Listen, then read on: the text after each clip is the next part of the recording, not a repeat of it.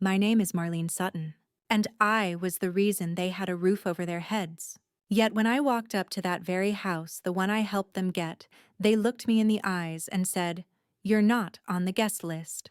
That line didn't just hurt. It rewrote decades of sacrifice in one breath. So before you sit down and listen, take a moment to like the video and subscribe to Grace's Truth.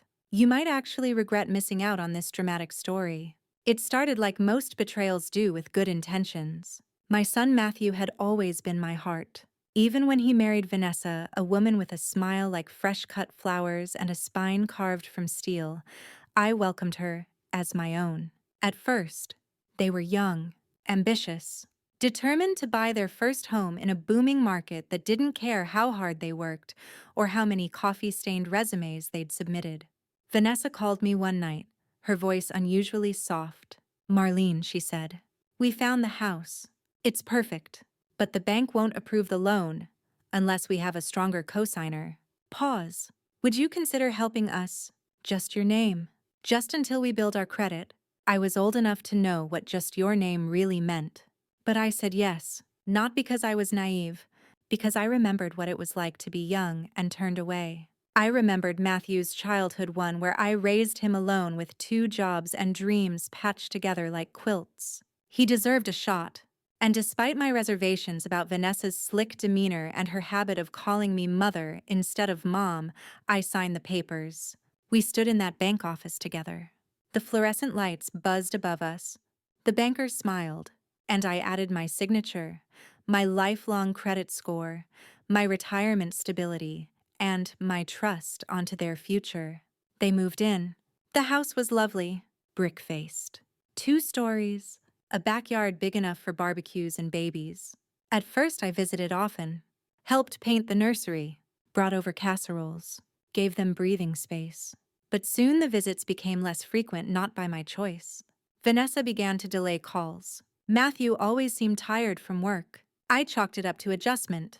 Then one day I came by unannounced, holding a lemon pie and hope. Vanessa opened the door halfway. "Oh, didn't Matt tell you? We're in the middle of something. Maybe next weekend." The door closed faster than I could process the sting. That pie sat in my passenger seat the whole drive home, untouched, like me. Still, I didn't want to believe it was personal. Families grow, boundaries shift. But something had changed. I wasn't just excluded from their plans. I was invisible inside them. Then came the housewarming party. I only found out about it through an Instagram post, a glossy photo of Vanessa in a tight emerald dress, Matthew in a new blazer, both standing on the front steps beneath a banner. "Home sweet home, finally." Hundreds of likes. Captions overflowing with "hard work pays off" and "dreams come true." No mention of the cosigner who made it possible. I sat in my apartment staring at the screen.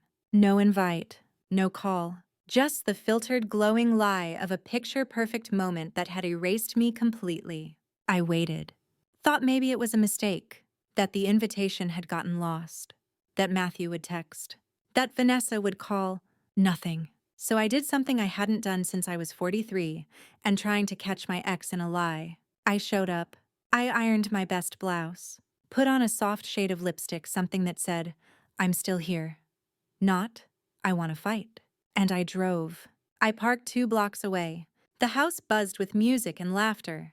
Balloons fluttered from the porch. Cars lined the street. I walked up the steps slowly, holding a small gift. A crystal wind chime I'd picked out months ago for their backyard. Before I could knock, the door opened. Vanessa stood there, a champagne flute in hand. Her smile dropped. "Marlene," she said, stepping outside and pulling the door nearly shut behind her. "You didn't RSVP. I didn't get an invitation." She glanced over her shoulder.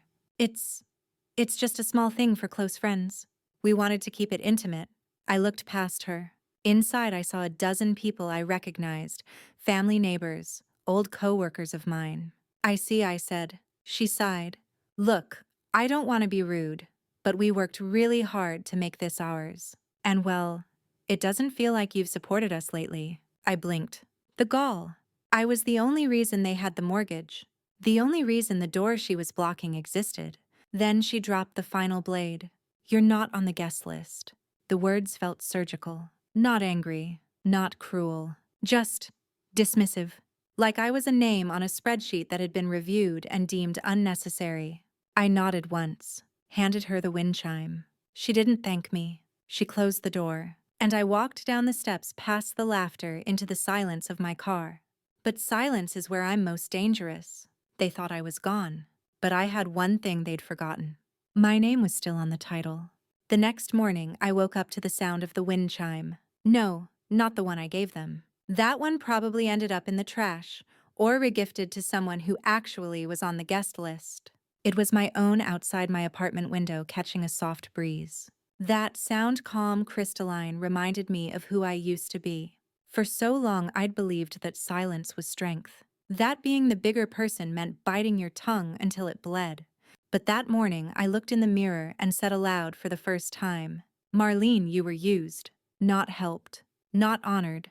Used." It wasn't just about the party. It wasn't even about being left off a list. It was about erasure. They'd built their life on my name and then acted like it was inconvenient to remember it, and that wasn't just disrespect. It was theft of memory.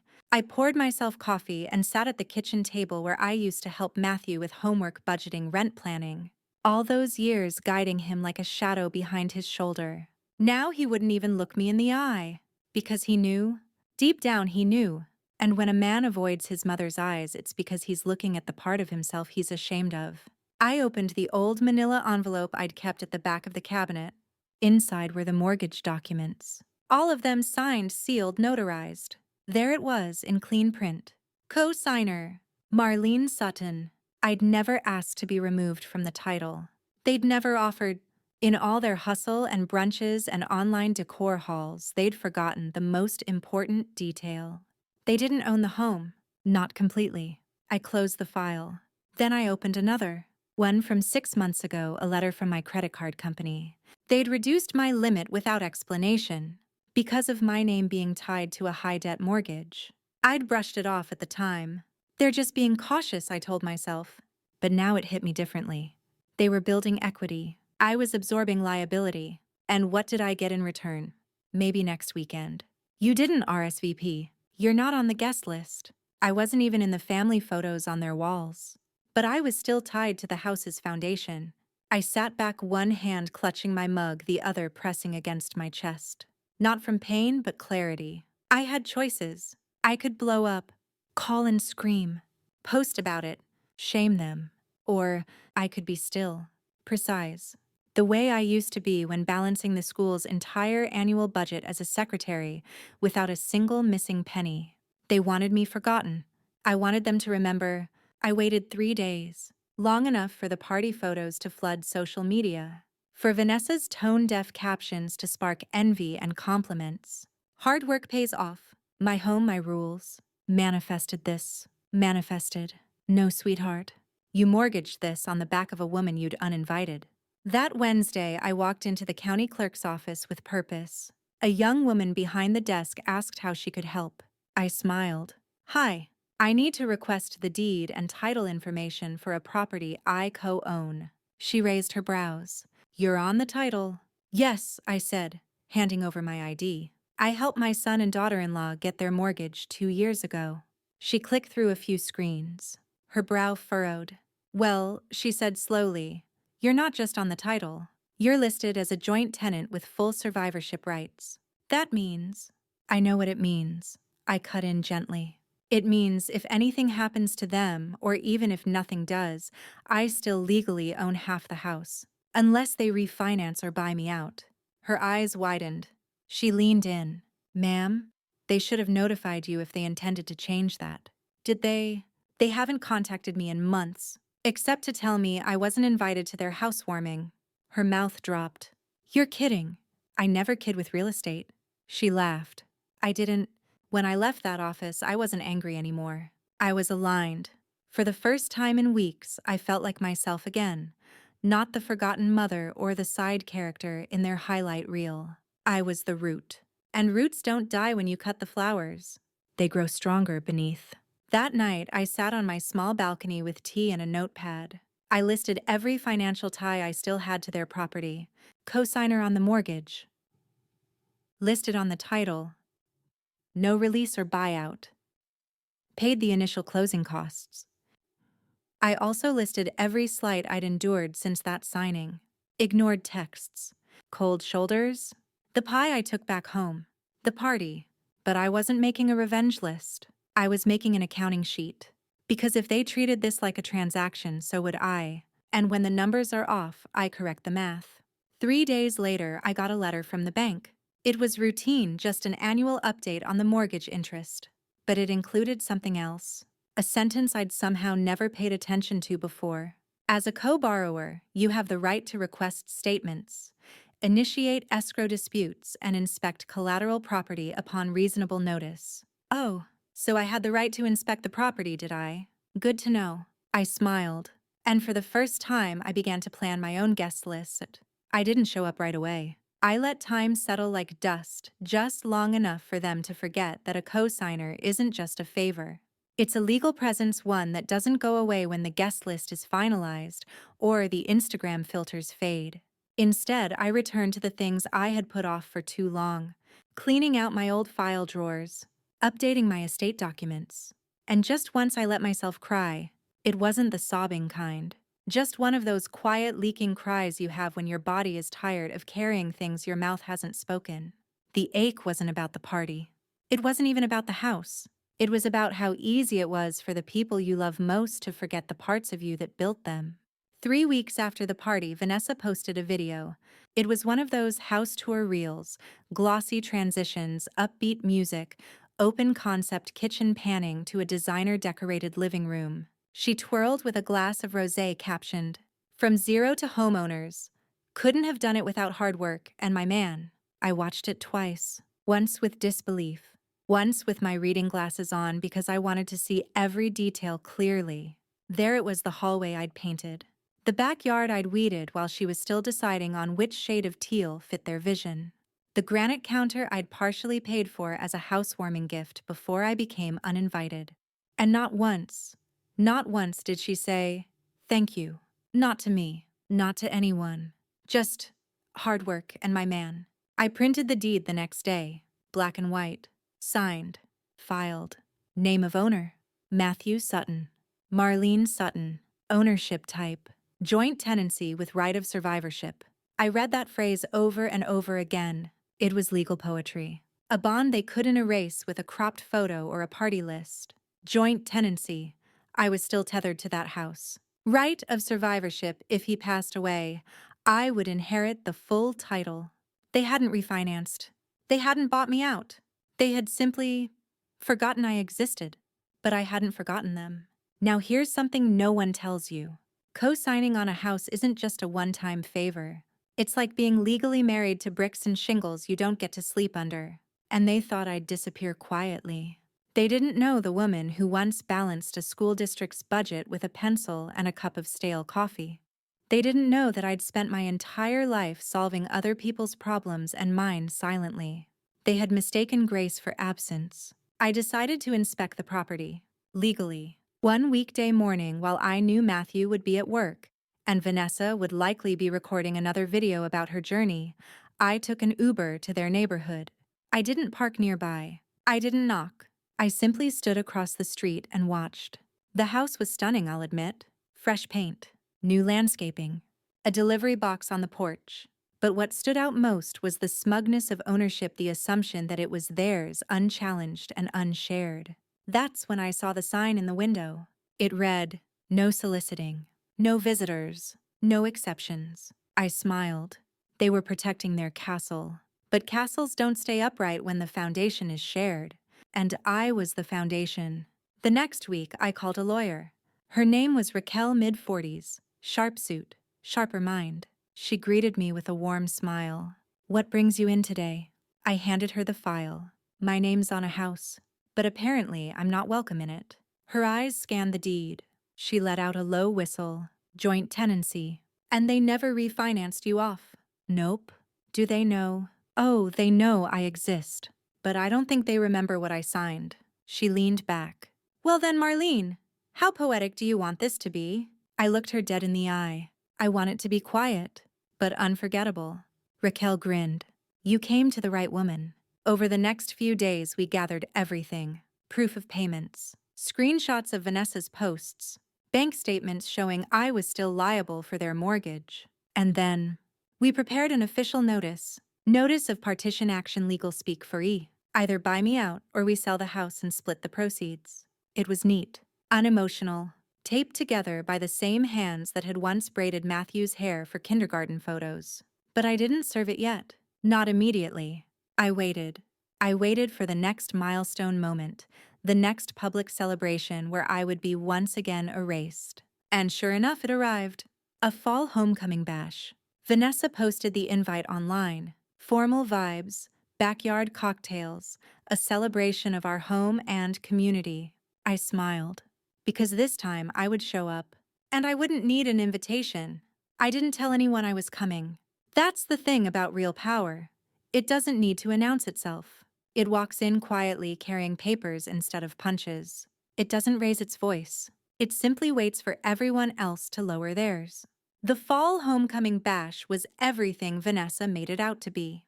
Twinkling lights strung across the backyard, pumpkin-themed cocktails, a bar cart stationed next to a fire pit. Everyone wore wool coats and practiced smiles. I wore navy, not black, not gray, navy. A color that didn't scream but didn't apologize. The moment I stepped onto the property, no one noticed me. Not at first. I walked slowly past a group of guests near the driveway, carrying a small manila envelope tucked beneath my arm. The music played. A curated playlist, the kind Vanessa prided herself on. Inside, the laughter rose like steam from the open patio doors. I saw Matthew first. He was pouring bourbon over ice like he was the prince of something that didn't belong to him. The people around him, his coworkers, probably clapped him on the back. Toasted to another year of leveling up. Leveling up. He couldn't have leveled anywhere without the base I gave him. I watched him smile and clink glasses. And then I stepped forward. "Marlene?" one of his coworkers asked. "Are you Matt's mom?" He turned. Our eyes met. And there it was, that flicker of panic. Not anger, not even annoyance. Just that raw, sharp, "How is she here?" He moved toward me quickly, setting his drink down. "Mom, what are you doing here?" I smiled. "Just exercising my legal right to inspect the property." His mouth opened, but nothing came out. I held up the envelope. And since I wasn't on the guest list again, I figured this was the best way to drop this off. Vanessa appeared behind him. The way her eyes narrowed. It wasn't confusion. It was calculation. She already knew it couldn't be good. "What is that?" she asked. I looked her in the eye. "This is a formal notice of a partition action. You have 30 days to either refinance and buy me out, or the court will order the house sold and we'll split the proceeds." Vanessa blinked. Matthew looked like he'd swallowed a paperweight. "You can't do that," he muttered.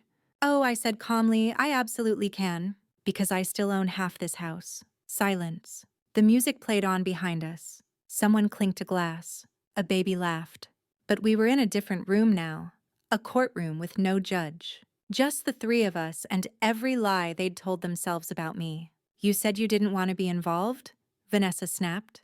"You said it was just a favor." "No," I corrected, "you said that." "I never did." And just because I was quiet didn't mean I wasn't watching. Matthew stepped between us like he always did, trying to bridge fires with damp hands. "Mom, come on. This is a party." I raised an eyebrow. "Exactly. A party I helped pay for. A party I wasn't invited to." Again. He looked down. And then I turned to leave. But not before placing the envelope gently on the granite kitchen counter, the one I'd partially paid for before they ever picked out their bar stools or backsplash. "You have 30 days, I repeated, "or I'll see you both in court." I didn't cry driving home. I didn't replay the moment like I usually did with painful conversations, because it wasn't pain anymore. It was precision. This wasn't revenge. This was arithmetic. Two people borrowed my credibility, then tried to subtract me from the equation. But math doesn't lie. And now they were going to learn that real ownership isn't about photo ops and paper lanterns. It's about remembering who signed with you when no one else would. That night, Matthew called. Twice. I didn't answer. Then Vanessa texted. "This is cruel, Marlene. We trusted you." I almost laughed. They trusted me. I never lied. I never manipulated. I never excluded anyone from anything. But now they'd feel the very sting they handed me one RSVP at a time. I put the phone down, poured myself tea, and opened the folder Raquel had prepared. In the weeks that followed, the tone shifted. At first they tried denial. This isn't happening. Then anger. You're going to destroy our credit. Then guilt. What about your grandson? Don't you care? I did care. About all of it. But what I didn't care for anymore was their comfort. They'd spent so long resting on the warmth of my sacrifices. Now they could sit in the cold for a while. I told Raquel to proceed. And when the court date came, in the mail stamped and final, I sent them a photo of it. No words. Just the date. 3 days later, a package arrived at my apartment. Inside was a notarized letter. Vanessa had convinced her parents to lend them the money. They'd buy me out. I stared at the letter for a long time. It wasn't the apology I deserved, but it was the power I'd reclaimed. The money came through the next week. I deposited the check, and I moved on. Not just from the house, from them, from needing their approval, from waiting for their call. I didn't burn bridges. I just stopped building new ones where foundations had cracked so badly. And sometimes, the silence after justice is louder than any fight. The check sat untouched on my dining table for a full week. Not because I didn't need the money, but because for the first time in my life, I had nothing to spend it on for anyone else. No birthday gifts, no housewarming pies, no emergency loans hidden behind the word help. It was mine. Every dollar in that envelope came from my name, my credit, my sacrifice. And now, finally, it came back to me with interest. I folded the check neatly into a new envelope, labeled it Reset, and tucked it into a drawer next to my passport. The drawer where I kept things that reminded me who I was before I let people make me small. About a week later, I ran into Linda, my old coworker from the school. She had left the district 5 years before I did, moved up north to be closer to her daughter. We'd exchanged cards every Christmas but hadn't had a real conversation in years. She spotted me at the market. "Marlene?" She gasped, arms outstretched. "You look radiant." Radiant. I almost didn't recognize the word. It sounded like something reserved for new brides or spa-goers, not for retired women who'd just exited a courtroom with their dignity intact. But I thanked her and meant it. Over coffee, I told her what had happened. Not every detail, but enough. She shook her head slowly. "You always were the calmest person in chaos," she said. "But you're not the type to stay quiet forever." That stayed with me. Not the compliment, but the recognition. So many people in our lives only ever see us through the lens of what we've given them. They don't stop to wonder who we are without that giving. But Linda remembered. She had seen me organize a full district payroll after a system crash. She had seen me counsel crying teachers without ever losing my own cool. She knew. I started going for long walks again, the kind I used to take when Matthew was a baby in the stroller, and I needed air more than food. The leaves had turned that golden burnt color that only autumn delivers. The wind was crisp, but not cruel. One afternoon, I walked past a row of townhouses near the park. Simple, bright, quiet. And outside one of them was a small "for rent" sign. I stopped. I called the number. The rent was affordable. The unit was clean, freshly painted. It had a small patio, just enough room for a table and 2 chairs. No memories, no ghosts. I signed the lease a week later, and that Reset envelope. It covered the deposit, the first 3 months' rent, and a brand new wind chime for the patio. I didn't tell Matthew I moved. He didn't ask. Vanessa sent a single message weeks later. "We've officially refinanced. You're no longer tied to anything. Hope you're doing okay." That was the full extent of her closure. No apology, no reflection. Just a clean transaction, like the erasure was complete.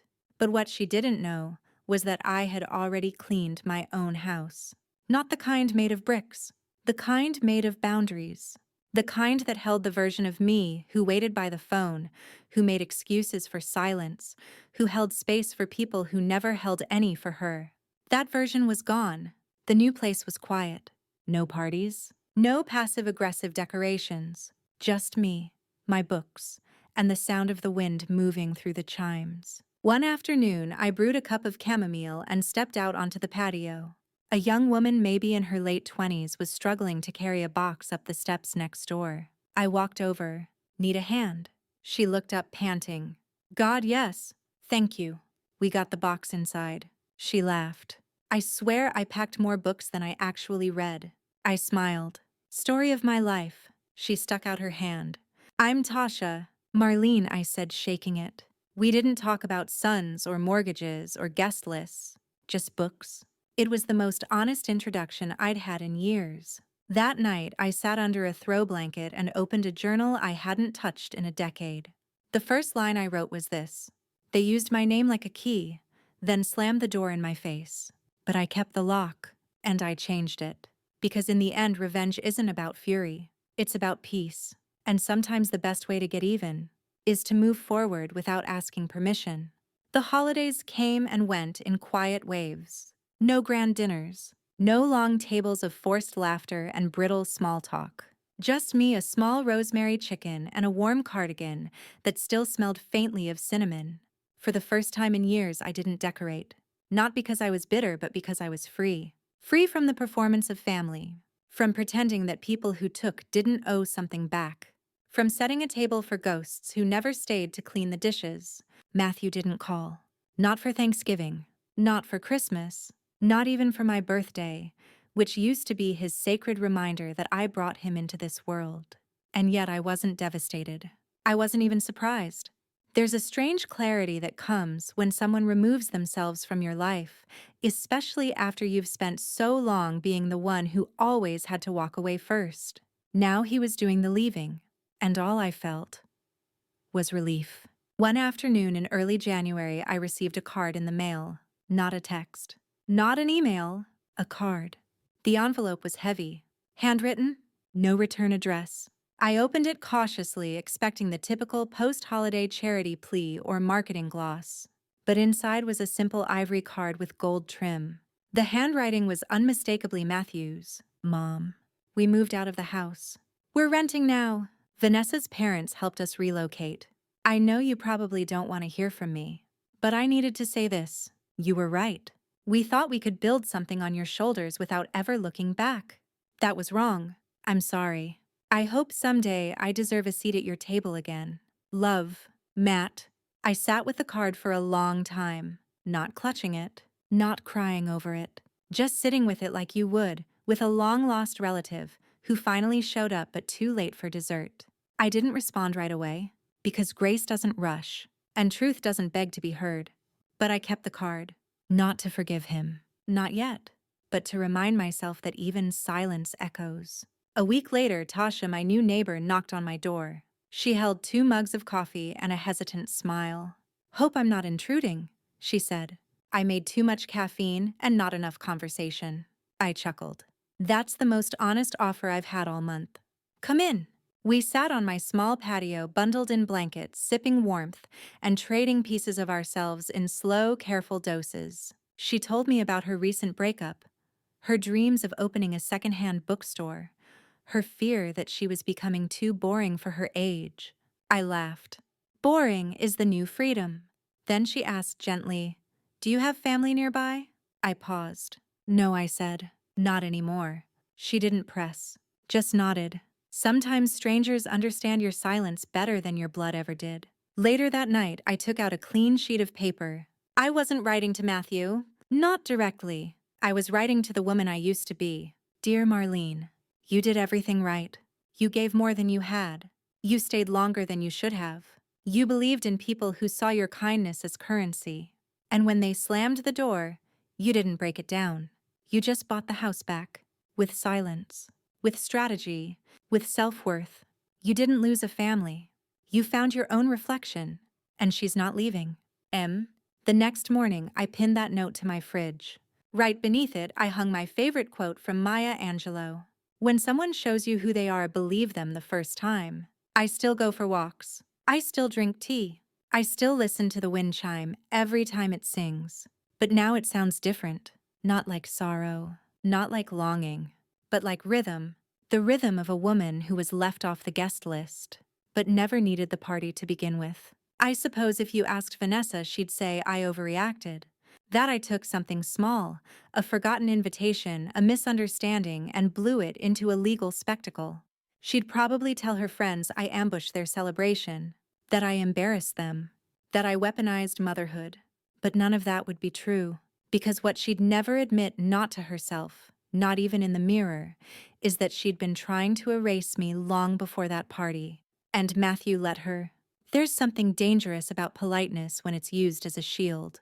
Vanessa never raised her voice to me, never insulted me outright. She just smiled in that way people do when they've already dismissed you in their minds. It wasn't hate. It was erasure by 1,000 paper cuts. The carefully chosen moments of exclusion. The "we're so busy" texts. The sudden inability to make room for me at birthdays, holidays, even casual Sunday brunches. At some point, I stopped being family and started being a liability. Not financial, emotional. And when someone makes you feel like your presence is always an inconvenience, eventually you believe them. But not anymore.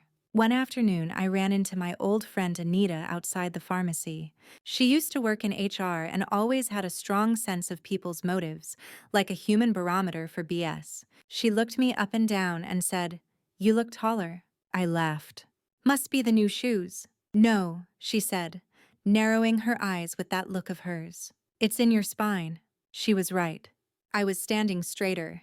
Because carrying generations of guilt and letting go of it are two very different kinds of weight. Back at home, I opened a drawer I hadn't touched in over a year. Inside, letters from Matthew when he was in college. Scribbled Mother's Day cards from grade school. Photos of us, messy, loud, real. I held one photo for a long time. It was from his 10th birthday. We had made a cake together, chocolate lopsided, covered in sprinkles and frosting that refused to set. He was grinning, his hands covered in sugar. And behind him I was laughing. Not smiling, laughing. The kind of laugh that comes from love that's so loud it can't be contained. I touched the edge of the photo, feeling the paper like skin. Then I put it back. You don't have to hate someone to let go of them. Sometimes love runs out of space. Sometimes the person they become no longer fits the room you built for them in your heart. That doesn't mean the room wasn't real. It just means the house needs renovations. A few days later, Tasha knocked again. She held a flyer in her hand. "There's a community book club forming," she said. "Thought it might be something you'd like." I looked at the paper, handwritten titles in blue ink, a list of discussion dates, a little doodle of a teacup in the corner. Simple, real. It made me feel more seen than any brunch invitation ever had. I'd love that, I said. At the first meeting, I sat in a circle with 6 women, all different ages, all carrying stories they weren't quite ready to say aloud. We talked about fiction, but we felt nonfiction. One woman shared how she'd recently divorced her husband of 30 years. Another whispered that her adult children only called when they needed money. I didn't speak much, but when I did, I told them, "My name's Marlene. I used to think being quiet kept the peace. But I learned that silence isn't always grace. Sometimes it's just forgetting yourself." The room went still. And then someone said, "Amen." That night, I walked home with a warmth I hadn't felt in years. Not from the group, not even from the tea, from the sound of my own voice. Spoken, clear, whole. I never reached out to Matthew again, and maybe one day he'll knock on my door holding a bouquet or a broken heart. Maybe he won't. But I no longer live in the house of waiting. I live in the house of me. And in this house, my name is not just on the deed. It's on every wall, every breath, every corner I reclaimed. There is no party without me. There never was. It was late February when I saw them again by accident. I had gone to the community center to drop off gently used winter coats for the donation drive. Just something quiet I did every year ever since I retired. No announcements. No selfies, just fabric and warmth passed forward. I was filling out the donation slip when I heard a voice behind me. "Marlene." I turned slowly. It was Matthew.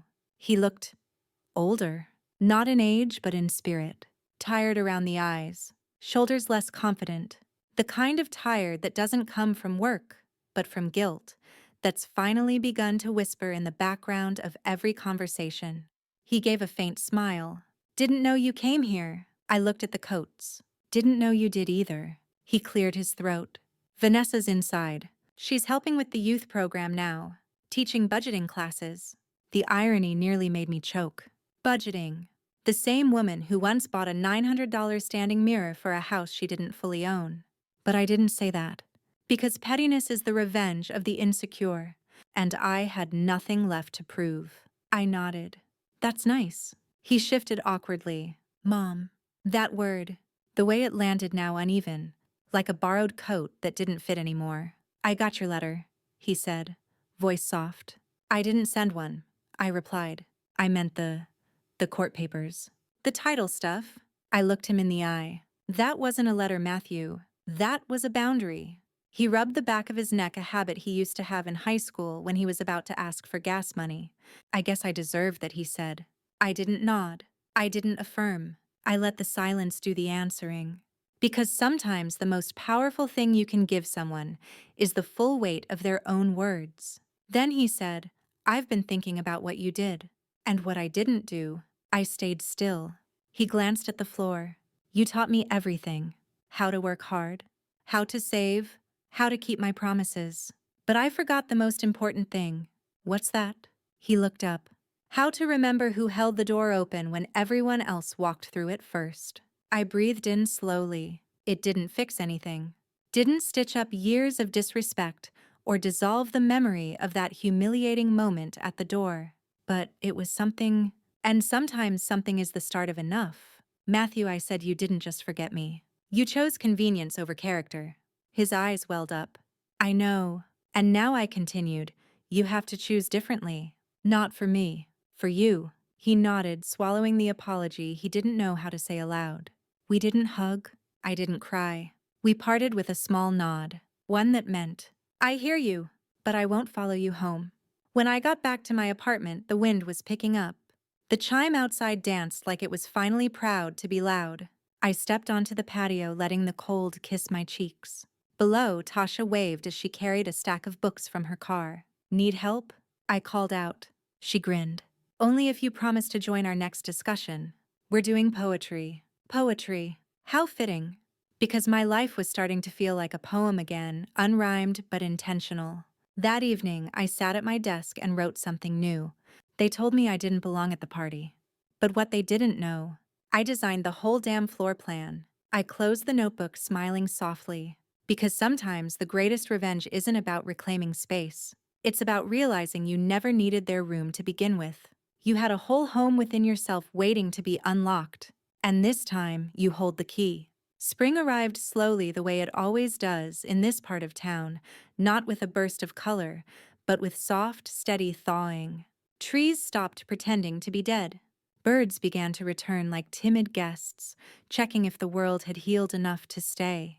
And I started planting again. Not in a backyard I co-owned with people who forgot me, but in small ceramic pots on my patio, basil lavender, a vine that I couldn't name but felt drawn to. They were mine. They didn't need permission to grow, just water, light, and presence. One morning, as I snipped a few basil leaves for my eggs, Tasha joined me with 2 mugs of coffee. She had become part of my rhythm like my wind chime or my evening tea. We didn't have to explain ourselves to each other.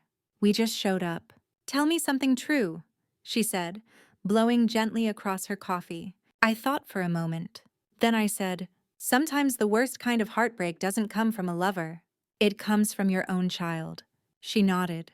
I never had kids, she said. But I've seen enough mothers carry that kind of grief. It's heavy because it comes with memory attached. I looked out at the vine stretching along the railing. I didn't just lose a son, I said. I lost the version of me that kept forgiving him before he even apologized. We sat in silence. Then she said, so what do you do now? And I surprised both of us when I answered without hesitation. I start living like I'm not waiting to be loved the right way. That afternoon, I did something small but monumental. I redecorated. I took down every photo of me and Matthew, not to destroy them, not to erase the past, but to set it free. I replaced them with pieces of my own story, a picture of me hiking alone in the Tetons 20 years ago, the letter I wrote to myself pinned in a frame, a drawing I made as a girl once tucked into a Bible now out in the open. I wasn't building a shrine to independence. I was building a gallery of identity. Days turned to weeks. One morning, as I flipped through the local paper, something caught my eye. A column. Home ownership in crisis. The hidden costs of family co-signing. In it, a financial advisor talked about the dangers of co-signing without legal protections and quoted a case where an older woman had filed for partition after being excluded from the very house she helped purchase. They didn't use my name, but it was me. My story now, a lesson for others. I cut out the article and placed it in a new folder labeled Things I Did, quietly that made noise. A week later, I received a small envelope in the mail. Inside was a gift card for a local cafe and a note from the editor of the paper. Your story moved us. Thank you for turning pain into perspective. If you ever want to write something of your own, we'd love to feature it. I sat with that offer for a long time. Then I started to write, not about Matthew, not about Vanessa, but about mothers who are made of weather, who bend, who thunder, who clear skies. About how sometimes the best thing a woman can do is evict herself from the roles others trapped her in and move back into her own skin. Tasha proofread the first draft. The article ran 2 Sundays later. The title, I Was a Guest in Their Home. Until I realized I owned the keys. The comments poured in.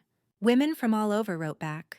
That was my story. I needed this. I thought I was the only one. And suddenly my pain wasn't just mine. It had become a bridge. Later that week, I passed by the house. Not on purpose. Just life's little rerouting. There was a new car in the driveway. The porch had different flowers. Different laughter. Someone else lived there now. And the only part of me that stirred was the part that finally felt peace. I wasn't angry. I wasn't grieving. I was free. And this time, nobody had to let me in. The invitation came on a Tuesday. Cream-colored envelope. Heavy paper cursive ink that tried a little too hard. I knew the handwriting before I even opened it. Vanessa, inside. We're hosting a small brunch to celebrate our new beginnings. We'd love for you to join us. No apology. No mention of the past. Just a soft attempt to rewrite history with mimosas and muffins. I stared at the card for a long time. It smelled faintly of lavender, probably perfumed on purpose. The kind of detail Vanessa obsessed over. The kind of detail she never wasted on me before. I placed the card on the windowsill and went about my day. Tasha noticed it that evening. Wow, she said, picking it up carefully. Elegant. What's the occasion? I told her. She raised an eyebrow. And, are you going? I shook my head. I'm not angry anymore, I said. But I'm not hungry for crumbs either.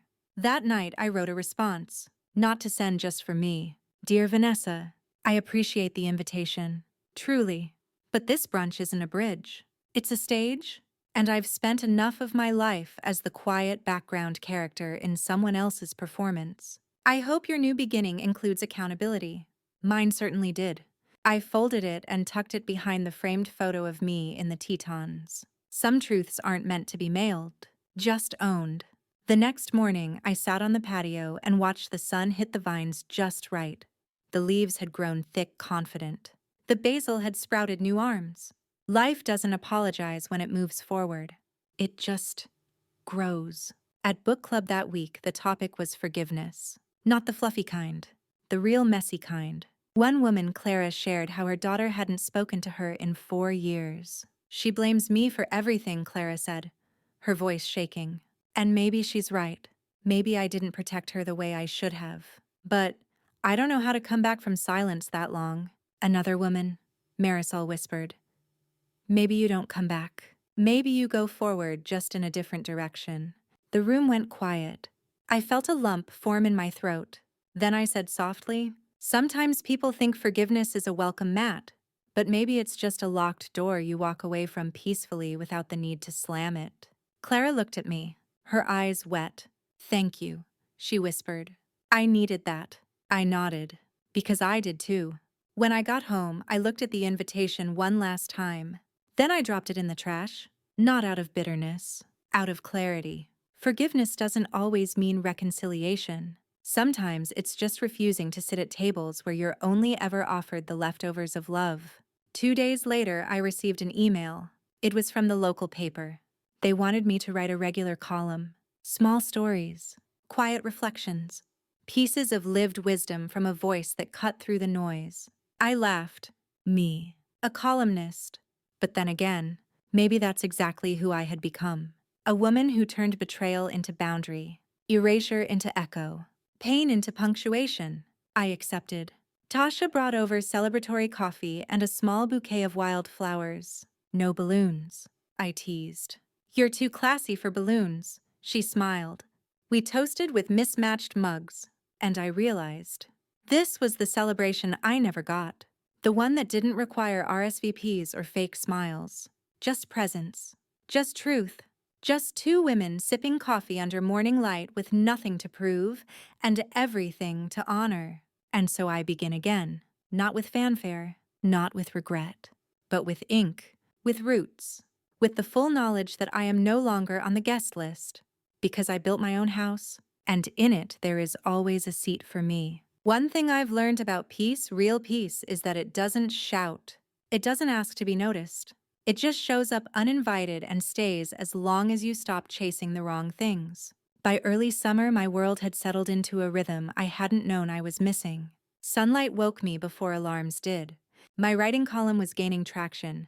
Not viral, not explosive, just steady. Quiet readers writing in to say, "This felt like home. I see myself in your words." It wasn't fame. It was connection. The kind that comes from truth with no decoration. One column I wrote was titled, "The Price of Being Polite: How Women Lose Their Voice in the Name of Peace." It was raw. I didn't mask the story. Didn't name names, but I spoke plainly. When a woman co-signs on a dream she's not invited to share, when she is thanked with silence and dismissed with practiced charm, she learns that erasure doesn't always sound like screaming. Sometimes it's applause that never reaches her ears. That piece got more responses than any before. Letters, emails. One from a grandmother in Ohio who said, "Your words reminded me that being kind doesn't mean being quiet. Thank you for giving me permission." Permission. That word sat with me. Because for so long I had been waiting for someone else to give it to me. To say, yes, you're allowed to take up space. You're allowed to be angry. You're allowed to say enough. Now I was the one giving it. One morning I took the train into the city. Not for a reason, just to walk. I wore my softest linen, brought a small notebook, and drifted through used bookstores and bakeries that smelled like memory. At a corner table near a florist's shop, I opened my journal and wrote, "If they ever ask what I did after they told me I wasn't welcome, tell them I made something beautiful in the space they left empty." I passed a young woman on a bench, her face buried in her hands. Something about her posture curled inward. Silent storm pulled me in. I sat nearby, not too close. Eventually, she looked up. "I'm sorry," she said, wiping her face. "I'm not usually like this." I smiled. "We never are until we are." She let out a breath. "I just found out my mother won't come to my wedding. She says my choices are a disgrace." My heart tensed. But I didn't rush in with cliches or false comfort. Instead, I said, "Sometimes people mistake control for love, and boundaries for rebellion." She looked at me like no one had ever said that out loud before. Then she asked, "Does it get better?" And I told her the truth. "Yes, but not because they change. Because you do." We talked for a while, then parted. No names, just a moment. A thread passed from one woman to another. I walked away thinking how strange and beautiful it is, the way women save each other silently without ever needing to be introduced. That night, I stood on my patio and looked at the stars. The vine had grown even further now, curling toward the light like it had a plan. And for the first time in a long time, I realized I hadn't thought about the house in weeks. Not the mortgage, not the deed, not the door that shut, not the guest list that excluded me. It was behind me. Not in bitterness, but in blueprint. Because that betrayal had built something in me. A strength I didn't know I had. And the woman I had become, the one sipping tea in the moonlight, writing stories that made strangers feel less alone. She didn't fit inside that old house anyway. Let them renovate. Let them throw parties. Let them toast to fresh starts. I was already living mine. And it didn't need an invitation. The first time Matthew visited my new place, he didn't ask to come inside. He stood at the edge of my walkway, hands in his pockets, looking smaller than I remembered. Not physically, but spiritually, like a man who'd finally counted the cost of his silence and found the math didn't add up. I was driving past, he said. I don't know why I stopped. I stayed in the doorway. I do, I said. He nodded slowly, eyes on his shoes. I thought, maybe we could talk. I didn't move. About what? He looked up. About what I didn't say. What I didn't do. How I let someone I love feel like a stranger in the life she helped build. That took the wind out of me. Because for all his faults, Matthew had never been cruel. Just complicit, and sometimes that hurts worse. Not the blade, but the hand that holds it steady without pulling back. I stepped aside and let him in. Not because I had forgiven him, but because I needed to hear what came next. He looked around my home, the herbs, the mismatched books, the wind chime catching light in the window. This place feels like you, he said. It is, I replied. Every corner. He sat at the kitchen table like a guest in a museum. I kept thinking I'd find the right words, that maybe you'd reach out first, but you didn't. And I realized for once I was going to have to show up. I poured us tea. No sugar, no stories, just steam and time. After a long silence, he said, Vanessa and we're separating. I didn't react. Not out of coldness, just distance. Was it the house? I asked. He shook his head. No, it was the version of me I became inside it. The one who didn't question her when she said, your mom is too much. Or when she laughed off your name on the mortgage. I sipped my tea. I wasn't too much, I said. I was everything. And you both treated me like a receipt useful at purchase, discarded after. His voice cracked. I know.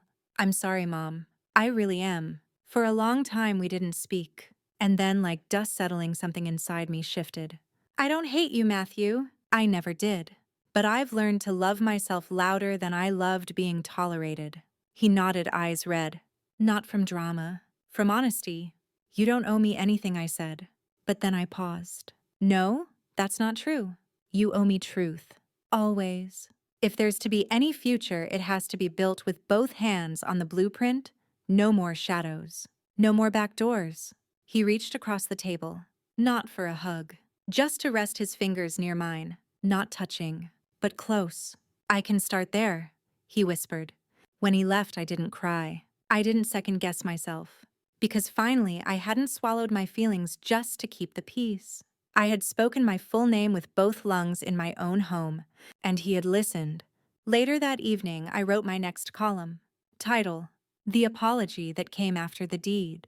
In it, I wrote, sometimes reconciliation doesn't begin with a hug or a grand gesture. Sometimes it begins when the person who turned off the lights finally asks to sit with you in the dark. I didn't know what the future held. Maybe we'd rebuild something. Maybe we wouldn't. But I no longer needed that answer to sleep at night, because I had already rebuilt the one thing that mattered most, myself. And this time I was not a co-signer. I was the architect. Summer deepened. The air thickened with warmth and scent. Jasmine cut grass second chances. I woke earlier these days. Not from anxiety, not from habit. From something else. Presence.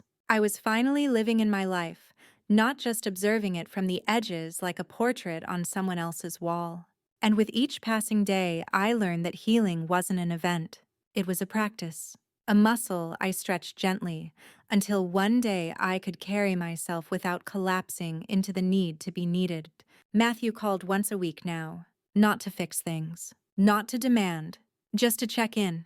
The calls were short, hesitant, clumsy, but they were real, and real was enough. One morning, he asked if he could bring Henry by, my grandson, the boy I hadn't seen in over a year. I paused. 1,000 thoughts sprinted through me. Would he remember me? Had Vanessa poisoned his idea of me? Would he see me the way they had taught him to, as an outsider? Then I asked the only question that mattered. Does he want to come? Yes, Matthew said. He asked. He said he missed your lemon cookies. That broke something in me. Or maybe it opened something that had been locked behind pain. I said yes. They arrived with shy smiles and a bouquet of sunflowers, Matthew's idea clearly. But Henry held them like he'd picked them himself. He ran into my arms before I could even breathe. "Grandma," he squealed. "You have the wind chimes." He remembered. That alone unraveled the knots in my chest. I didn't ask questions. I didn't demand explanations. I just let us be. We baked. We told stories. He drew me a picture of our patio and called it Grandma's Castle. And for a few sweet hours there was no history, only presence. When they left, Matthew lingered at the door. "Thank you," he said. "For today, for him." I looked at him, my face soft but measured. "Don't thank me for giving love," I said. "Thank me when you learn how to protect it." He nodded. That was all. That night, I sat under the stars and opened a fresh page in my journal. At the top, I wrote, "Rebuilding doesn't start with bricks. It starts with listening." Days passed. My columns became more personal, more grounded. People started recognizing me in cafes. They'd smile or slide me little notes of gratitude. One woman left a message on my voicemail. "I read your piece on being left off the guest list. I was left off mine too. I've stopped apologizing for needing a seat." I cried when I heard that, not out of sadness but out of recognition. There are women all over the world who have built foundations with their bare hands only to be told they can't step inside what they created. And yet somehow we rise, not always in fire, sometimes in silence, sometimes in ink, sometimes in the sound of a wind chime that keeps singing even when no one else listens. That week I was asked to speak at a small women's circle. Nothing fancy, just a folding table, a pitcher of lemonade, and 8 folding chairs in a library basement. When I told my story, they leaned in, not to pity me, to recognize themselves in the cracks. When I finished, one woman said, "You made me feel seen," and another said, "You reminded me I don't need to shrink to survive." And I realized, maybe I wasn't just rebuilding my life. Maybe I was helping others renovate theirs too. As I packed up that day, one of the hosts handed me a card. Inside was a simple quote. "When you are no longer invited to the table, build your own and make it longer." I smiled, because I already had, and this time I knew exactly who to seat at it. No performances, no apologies, no more co-signing on someone else's dream while erasing my own. This table was mine, and I had saved a seat for every woman who thought her voice was only valuable when whispered. I hosted my first gathering in years. Not a party, not a performance. Just a soft afternoon of lemonade, cookies, laughter, and stories passed between women like heirlooms. No one had to bring anything but their truth. The patio was dressed simply: mismatched cushions, string lights borrowed from Tasha, and small pots of lavender dotting the railing. It smelled like peace, and for once I didn't brace myself for exclusion, because every woman there had at some point been uninvited from a table they helped set. Now they were here not as guests, but as equals.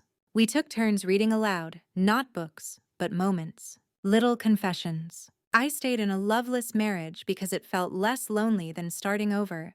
I raised 3 kids who never once said thank you. I bought my son his first car. He never called me again.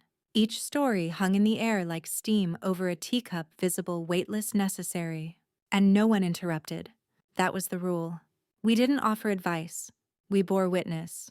When it was my turn, I didn't read from my journal or my columns. I simply said, "They used my name to get a house," then told me I wasn't welcome in it.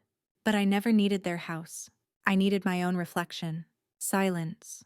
Then slow, understanding nods, followed by something better than applause. Tears. Smiles. That look women give each other when the world has knocked them down and they've somehow still fixed their lipstick in the rearview mirror. After everyone left, Tasha stayed behind to help me gather plates. "You built something here," she said, balancing teacups. "Not just a home. A harbor." I leaned on the railing, the wind brushing my sleeves. "I didn't set out to," I said. "But maybe that's what happens when you finally stop waiting for someone to rescue you. You become the lifeboat." She smiled. "Maybe next time," she said, "you'll write about this." I nodded. "I already am." The next day, I sat at my desk and titled my column, "The Uninvited Women Who Made Their Own Garden." In it, I wrote, "We are not bitter. We are seasoned, not erased, just redirected. And when they told us we didn't belong, we didn't knock louder. We built the door and opened it inward." That piece spread fast. A producer from a local podcast reached out. They wanted to interview me. "We think your story speaks to something bigger than a single betrayal," she said. "It's about reclamation." Reclamation. Yes, that was it. Not revenge, not righteousness. Just the quiet act of returning to yourself the self they tried to trim back like a hedge, growing too wild for their fences. I accepted the invitation. And for the first time in a long time, I walked into a room, not as someone's mother, not as a past mistake, or a dismissed signature, but as a voice, a presence, a whole woman. After the interview aired, I received a letter in the mail. A real letter, pen on paper, careful handwriting. It was from a woman named Eileen, 82 years old. Widowed, estranged from her children. She wrote, "I thought I was just old and forgotten, but you reminded me I'm still here. Thank you for making your pain into a lantern. It lit something in me I thought had burned out." I wept, not out of sadness but recognition, that even the ashes of our worst moments could be used to start someone else's fire. Later that night, I opened the envelope where I'd once kept the check from the house. It was empty now, used for new beginnings, but I traced the edges and whispered, "Thank you." Not to the money, to the moment it represented, the moment I realized I could take back what had always been mine.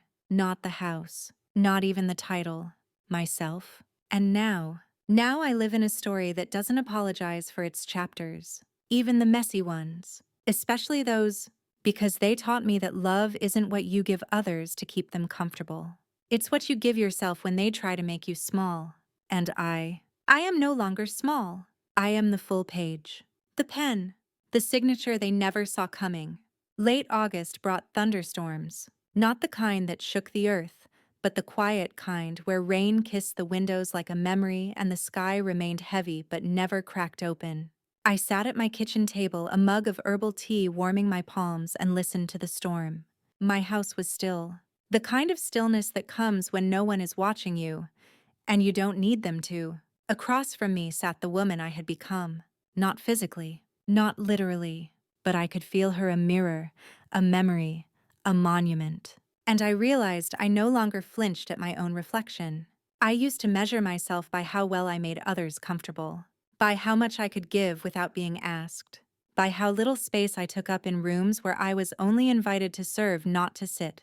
But not anymore. Now I took up space like it was my birthright. Matthew still called. Not every week, but enough. His voice had changed. More grounded, less performative. Sometimes we'd talk about Henry's science project, sometimes about nothing at all. But the greatest shift wasn't in the words we exchanged.